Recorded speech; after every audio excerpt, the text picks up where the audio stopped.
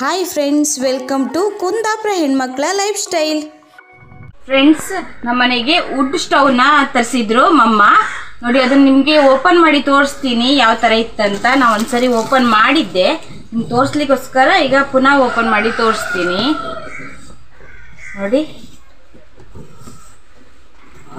ನೋಡಿ ಬಾಕ್ಸಿಂದ ಅನ್ಬಾಕ್ಸ್ ಮಾಡಿದೆ. ನೋಡಿ ಯಾವ ಥರ ಇದೆ ಅಂತ. ಇದು ನೋಡಿ ವುಡ್ ಸ್ಟವ್ ಚೆನ್ನಾಗಿದೆ. ಇದು ಹೇಗೆ ಯೂಸ್ ಮಾಡೋದು ಅಂತ ನಾನು ಮತ್ತೆ ತೋರಿಸ್ತೀನಿ. ಈಗ ಪ್ರಾಡಕ್ಟ್ ಒಂದು ಫಸ್ಟ್ ತೋರಿಸಿ ಬಿಡ್ತೀನಿ. ನೋಡಿ, ಇದು ಚಾರ್ಜ್ ಹಾಕ್ಲಿಕ್ಕಿದೆ ಅಂತೆ. ಇದು 3 ಗಂಟೆ ಚಾರ್ಜ್ ಹಾಕಿ ಅಂತ ಹೇಳಿದ್ರು. ಇದು ಉಡುಪಿಯಿಂದ ತರಿಸಿದ್ದು ಮಮ್ಮ. ನೋಡಿ, ಇಲ್ಲಿ ಸೌದೆನ ಹಾಕೋದು. ಮೋಸ್ಟ್ಲಿ ಸಣ್ಣ ಸಣ್ಣ ಪೀಸ್ ಹಾಕಬೇಕಿರಬೇಕು. ನೋಡಿ ಫ್ರೆಂಡ್ಸ್, ಇಲ್ಲಿ ನಾವು ಸ್ವಲ್ಪ ಗೆಂಡ ಹಾಕಬೇಕು. ಗೆಂಡ ಹಾಕಿ ಅದ್ರ ಮೇಲೆ ಸೌದೆ ಸಣ್ಣ ಸಣ್ಣ ಪೀಸನ್ನು ಹಾಕಬೇಕು. ಇದು ಹೇಗೆ ಉರಿಯುತ್ತಂದರೆ, ಇದರೊಳಗೆ ಫ್ಯಾನ್ ಉಂಟಂತೆ. ಆ ಫ್ಯಾನಿಂದ ಇಲ್ಲಿ ಗಾಳಿ ಬರುತ್ತೆ, ಅದರಿಂದ ಬೆಂಕಿ ಉರಿಯುತ್ತಂತೆ. ಈ ನಾವು ಸೌದೆ ಒಲೆ ಆದರೆ ಉರಿಸ್ಬೇಕಲ್ಲ,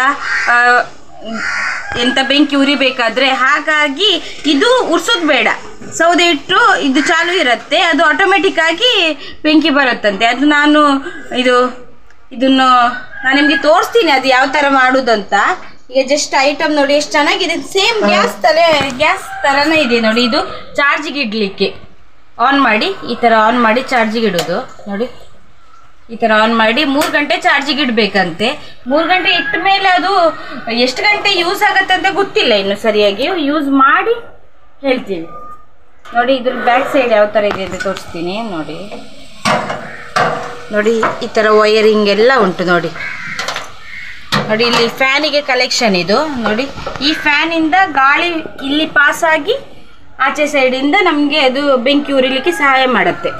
ನೋಡಿ ಯಾವ ಥರ ಇದೆ. ಇದು ತುಂಬ ಏಜ್ ಆದವರಿಗೆಲ್ಲ, ಮನೇಲಿ ಏಜ್ ಆದವರು ಇದ್ದವರಿಗೆ ಗ್ಯಾಸಲ್ಲಿ ಮಾಡಲಿಕ್ಕೆ ಬರಲಿಲ್ಲ ಅಂದರೆ ಸೌದೆನೇ ಯೂಸ್ ಮಾಡೋರಾದರೆ ಇದು ಬೆಸ್ಟ್ ಅಂತ ಹೇಳ್ಬೋದು. ಅವರಿಗೆ ಉರ್ಸೋದು ಬೇಡ, ಆರಾಮ್ಸಾಗಿ ಇದರಲ್ಲಿ ಅಡುಗೆ ಮಾಡ್ಬೋದು. ನೋಡಿ ಎಷ್ಟು ಚೆನ್ನಾಗಿದೆ, ಪ್ಯಾಟರ್ನು ಚೆನ್ನಾಗಿದೆ, ಗ್ಯಾಸ್ ಟೈಪೇ ಇದೆ. ಇದನ್ನು ನೆಕ್ಸ್ಟ್ ನಾನು ಯಾವ ಥರ ಯೂಸ್ ಮಾಡೋದು ಅಂತ ನಾನು ನೆಕ್ಸ್ಟ್ ತೋರಿಸ್ತೀನಿ ನಿಮಗೆ. ಇದು ಜಸ್ಟ್ ನಿಮಗೆ ಪ್ರಾಡಕ್ಟ್ ತೋರಿಸಿದೆ ಅಷ್ಟೇ, ಯಾವ ಥರ ಯೂಸ್ ಮಾಡೋದು ಅಂತ. ನೋಡಿ, ಇದು ಚಾರ್ಜರು, ಇದಕ್ಕೋಸ್ಕರ 3 ಗಂಟೆ ಚಾರ್ಜ್ ಇಡಲಿಕ್ಕೆ. ಈಗ ಈ ವುಡ್ ಸ್ಟವನ್ನು ಹೇಗೆ ಯೂಸ್ ಮಾಡೋದಂತ ನೋಡುವ. ಮೊದಲಿಗೆ ಸ್ವಲ್ಪ ಮಸಿಗೆಂಡವನ್ನು ಮಿಡ್ಲಲ್ಲಿ ಹಾಕ್ಕೊಂಡಿದ್ದೇವೆ. ಹಾಗೆಯೇ ಓಲೆ ಅಥವಾ ಪೇಪರ್ಗೆ ಸಹ ಆಗ್ಬೋದು, ಪೇಪರ್ ಪೀಸ್ಗೆ ಸ್ವಲ್ಪ ಬೆಂಕಿಯನ್ನು ಹಚ್ಕೊಂಡು ಓಲೆ ಅಥವಾ ಗೆಂಡಕ್ಕೆ ನಾವೇನು ಬೆಂಕಿಯನ್ನು ಸ್ವಲ್ಪ ಫಸ್ಟಿಗೆ ಸ್ಟಾರ್ಟಿಂಗ್ ಒಂದು ಸ್ವಲ್ಪ ಹಚ್ಕೊಳ್ಬೇಕು. ಆಮೇಲೆ ನಾವು ಅದನ್ನು ಜಾಸ್ತಿ ಬೆಂಕಿ ಉರಿಯೋಗೆ ಮಾಡ್ಬೋದು. ಮೊದಲಿಗೆ ಈಗ ನಾವು ಓಲೆ ಏನಿದೆ, ತೆಂಗಿನ ಗರಿ ಏನಿದೆ, ಅದನ್ನು ಸ್ವಲ್ಪ ಬೆಂಕಿ ಹಿಡಿಸ್ಕೊಳ್ತಾ ಇದ್ದೇವೆ. ಅದಕ್ಕೆ ನೋಡ್ತಾ ಇದ್ದೀರಲ್ಲ,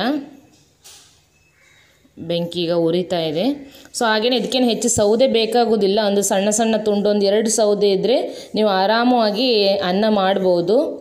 ಈ ಬೆಂಕಿ ಏನಿದೆ ಇದನ್ನು ನೀವು ಸ್ವಲ್ಪ ಹೆಚ್ಚು ಕಮ್ಮಿ ಸಹ ಮಾಡ್ಕೊಳ್ಬೋದು. ಯಾಕೆ ಅಂತ ಹೇಳಿದ್ರೆ, ಬೇರೆ ಒಲೆಯಲ್ಲಾದರೆ ನಾವೇನು ಮಾಡಬೇಕು, ಒಂದು ಕೊಳವೆ ತೊಗೊಂಡು ಊದಬೇಕು. ಬೆಂಕಿ ಅಂದರೆ ನಂದಿ ಹೋಗ್ತಾ ಇರುತ್ತೆ, ಅದನ್ನು ನಾವು ಊದ್ತಾ ಇರಬೇಕು.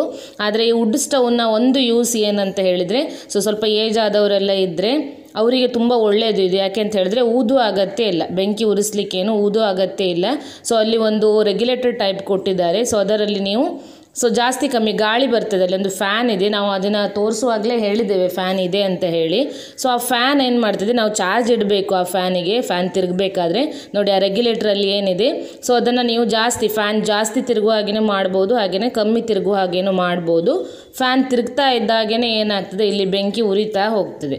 ಸೌದೆ ಖಾಲಿ ಆದರೆ ಮಾತ್ರ ನೀವು ಸೌದೆ ಹಾಕಬೇಕು, ಬಿಟ್ಟರೆ ಮತ್ತು ಅದು ಬೆಂಕಿ ಉರಿತಾನೇ ಹೋಗ್ತದೆ. ನೋಡಿ, ಈಗ ಅಲ್ಲಿ ಫ್ಯಾನನ್ನು ಸ್ವಲ್ಪ ಜಾಸ್ತಿನೇ ಇಟ್ಟಿದ್ದೇವೆ. ಫ್ಯಾನ್ ಗಟ್ಟಿ ಈಗ ಏನೋ ಆನ್ ಆಗಿದೆ. ಸೊ ಹಾಗಾಗಿ ಬೆಂಕಿ ಸಹ ಚೆನ್ನಾಗಿ ಉರಿತಾ ಇದೆ ನೋಡಿ. ಸೊ ಇದಕ್ಕೆ 1-2 ತುಂಡು ಸೌದೆಯನ್ನು ಸಹ ಹಾಕಿದ್ದೇವೆ. ನೋಡ್ಬೋದು. ನೋಡಿ, ಏನು ನಾವು ಕೊಳವೆಯಲ್ಲಿ ಊದ್ದೆ ಅದೇ ಆ ಗಾಳಿಯಲ್ಲೇ ಬೆಂಕಿ ಏನು ಉರಿತಾ ಇದೆ. ಎಷ್ಟು ಈಸಿ ಇದೆ ನೋಡಿ. ಸೊ ಏಜ್ ಆದವರಿಗೆಲ್ಲ, ಸ್ವಲ್ಪ ಕೆಮ್ಮೆಲ್ಲ ಇದ್ದವರಿಗೆ ಉರಿಸ್ಲಿಕ್ಕೆಲ್ಲ ಕಷ್ಟ ಆದರೆ ಇದು ತುಂಬ ಬೆಸ್ಟ್ ಸ್ಟವ್ ಅಂತ ಹೇಳ್ಬೋದು. ನೋಡಿ, ಚೆನ್ನಾಗಿ ಉರಿತಾ ಇದೆ ನೋಡಿ. ಯಾಕೆಂದರೆ ಫ್ಯಾನಲ್ಲಿ ಗಾಳಿ ಬರ್ತದಲ್ಲ, ಹಾಗೆಯೇ ಚೆನ್ನಾಗಿ ಉರಿತದೆ. ಈಗ ಅನ್ನ ಮಾಡಲಿಕ್ಕೆ ಪಾತ್ರೆಯನ್ನು ಸಹ ನಾವು ಇಟ್ಕೊಂಡಿದ್ದೇವೆ. ಸೊ ಬೇರೆ ಟೈಮಲ್ಲಿ ನೀವು ಒಲೆಯನ್ನು ಉರಿಸಿ ಅನ್ನ ಮಾಡಿದರೆ ಎಷ್ಟು ಟೈಮ್ ಬೇಕು, ಅದರ ಒಂದು ಅರ್ಧದಷ್ಟು ಟೈಮ್ ಸಾಕಾಗ್ತದೆ ಇದರಲ್ಲಿ ಅನ್ನ ಮಾಡಲಿಕ್ಕೆ. ನೋಡಿ, ಈಗ ನೀರನ್ನು ಇಟ್ಕೊಂಡು ನಾವು ಅನ್ನ ಮಾಡ್ತೇವೆ. ಈ ವುಡ್ ಸ್ಟವ್ಗೆ ನಾವು 2,500 ರೂಪಾಯಿ ಕೊಟ್ಟಿದ್ದೇವೆ. ತುಂಬ ಚೆನ್ನಾಗಿದೆ, ಯೂಸ್ಫುಲ್ ಆದ ಒಂದು ವುಡ್ ಸ್ಟವ್ ಅಂತ ಹೇಳ್ಬೋದು. ನಿಮಗೂ ಸಹ ಈ ರೀತಿಯ ವುಡ್ ಸ್ಟವ್ ಬೇಕಾದರೆ ನೀವು ತೊಗೊಳ್ಬೋದು. ಮನೇಲಿ ಏಜ್ ಆದವರಿದ್ದರೆ ಅವ್ರಿಗೆ ತುಂಬ ಹೆಲ್ಪ್ ಆಗ್ತದೆ. ಸೊ ನಮ್ಮ ಇವತ್ತಿನ ವಿಡಿಯೋ ನಿಮಗೆ ಇಷ್ಟ ಆದರೆ ಪ್ಲೀಸ್ ಲೈಕ್, ಶೇರ್, ಕಮೆಂಟ್ ಮಾಡಿ. ಹಾಗೆಯೇ ಮರೆಯದೆ ನಮ್ಮ ಚಾನಲನ್ನು ಸಬ್ಸ್ಕ್ರೈಬ್ ಮಾಡಿ. Thank you friends.